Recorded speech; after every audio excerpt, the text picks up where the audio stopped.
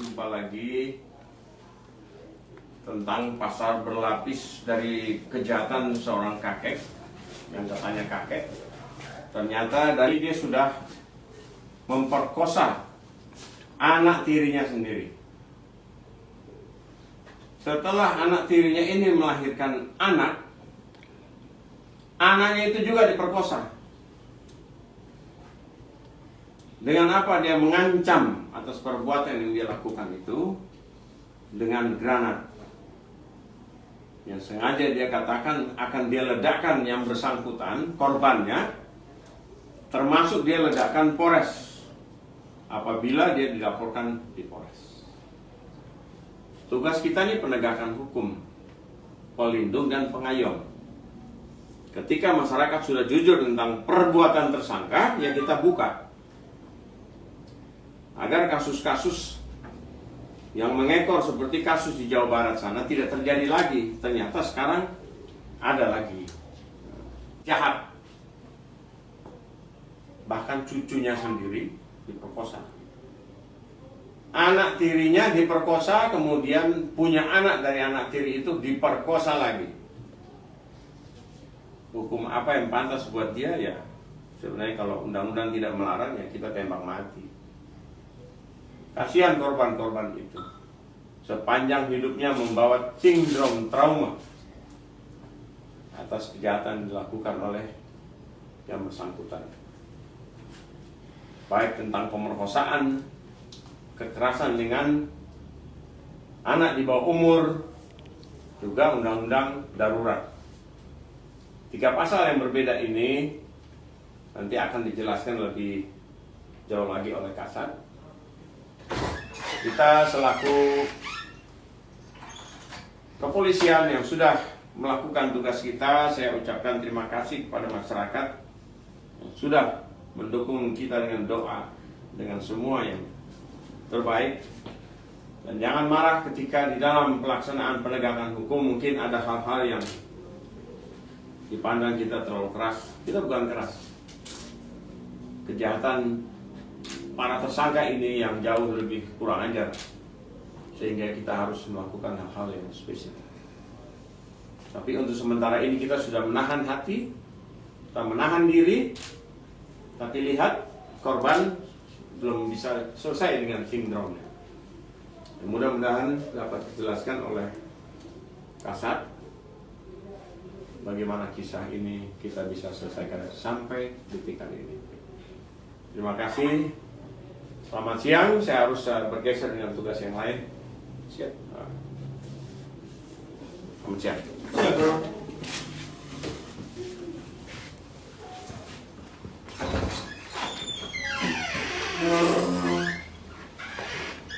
Baik, rekan-rekan awak media, selamat siang. Hari ini kita akan melakukan press release terkait kasus persetubuhan terhadap anak di bawah umur yang dilaporkan pada tanggal 24 Januari 2022. Perkara ini dilaporkan pada tanggal 24 tadi. Kemudian waktu kejadiannya adalah pada tanggal bulan April 2020 hingga tanggal 23 Januari 2022. Jadi kurang 2 tahun peristiwa yang terjadi berulang kali. Terhadap perkara ini sudah dilakukan pemeriksaan 4 orang termasuk korban. Kemudian barang bukti yang kita amankan ada 4 item di dalam ini, termasuk pakaian dalam. Barang bukti yang diamankan termasuk akta kelahiran, kartu keluarga dan KTP untuk menunjukkan bahwa identitas daripada korban dan pelaku. Terhadap pelaku berinisial HA, umur 64 tahun 4 bulan.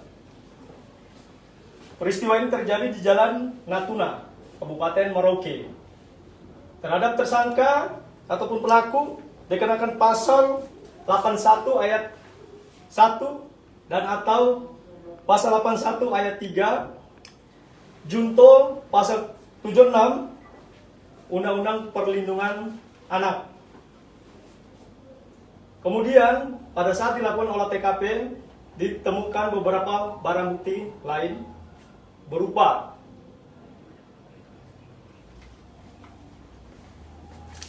amunisi dan granat. Saat ini barang bukti masih diamankan di Mako Brimob Merauke. Terhadap tersangka pula, mungkin kami akan kembangkan terhadap Undang-Undang Nomor 12 Tahun 51 pada pasal 1. Nanti kita lihat perkembangan daripada hasil penyidikan ke depan. Itu sementara yang dapat kami rilis. Demikian, sekian, terima kasih.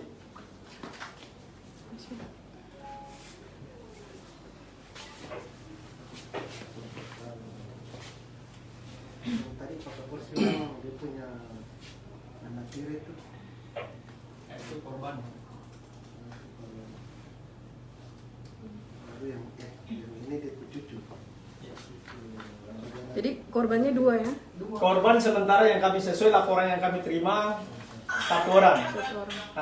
Nanti lihat perkembangan dari hasil pemeriksaan. Sementara berdasarkan laporan polisi yang kami terima hanya 1 orang yang melaporkan, yang merupakan Anak tiri. anak ataupun cucu. Nanti kami lihat buktikan dengan